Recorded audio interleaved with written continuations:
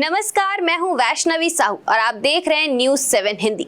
वैसे तो बॉलीवुड और बॉलीवुड के कलाकार हमेशा ही चर्चा में रहते हैं, चाहे वो पॉजिटिव हो या नेगेटिव। लेकिन पिछले कुछ वक्त में देखा गया है कि इन सितारों से जुड़े लोग भी चर्चा का विषय बन जाते हैं। पिछले दिनों मशहूर एक्ट्रेस करिश्मा कपूर के पति संजय कपूर का देहांत हो गया, जिसके बाद उनकी प्रॉपर्टी को लेकर जमकर विवाद हो रहा है।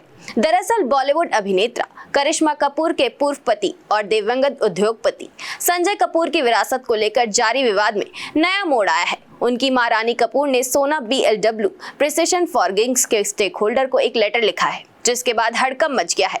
दरअसल उन्होंने इस लेटर में चिंता जाहिर करते हुए कहा कि बीते जून महीने में उनके बेटे की अचानक मौत के बाद उसकी पारिवारिक विरासत को हड़पने की कोशिश की जा रही है। कंपनी की सालाना आम बैठक की पूर्व संध्या पर शेयर धारकों को भेजे गए इस लेटर में रानी कपूर ने दावा किया कि भावनात्मक संकट की स्थिति में उन्होंने डॉक्यूमेंट पर साइन करने के लिए मजबूर किया गया, वो भी बंद दरवाजों के पीछे, और इसके साथ ही कंपनी के अकाउंट्स और सूचनाओं तक पहुंचने से भी वंचित रखा गया। यही नहीं, उन्होंने इसमें लिखा, अचानक बेटे की मौत के बाद उसके खड़े किए गए ग्रुप को प्रभावित करने वाले सभी तरह के फैसलों से जानबूझकर उन्हें बाहर रखा गया, जबकि वे अपने पति की पंजीकृत वसीयत की एकमात्र लाभार्थी थीं और मेजॉरिटी शेयर होल्डर भी थीं।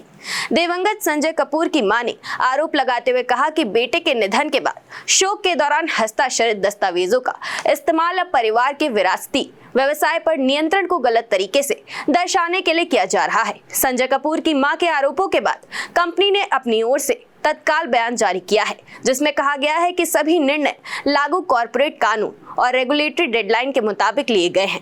लेटर में किए गए दावों के जवाब में कंपनी की ओर से साफ किया गया है कि वह उसके रिकॉर्ड में शेयर धारक के रूप में लिस्टेड नहीं है और इसलिए बोर्ड के मामलों में उनसे परामर्श करना कंपनी के लिए कानूनी रूप से बाध्य नहीं है। सोना कॉमस्टार ने पुष्टि की है कि उसने 25 जुलाई को अपनी वार्षिक आम बैठक आयोजित की, जिसमें एक नए बोर्ड सदस्य की नियुक्ति की गई। कंपनी ने बयान में यह भी कहा कि संजय कपूर की विधवा प्रिया सचदेव कपूर को कंपनी के प्रमोटर ओरस इन्वेस्टमेंट के नॉमिनेशन के आधार पर गैर कार्यकारी निर्देशक के रूप में शामिल किया गया है।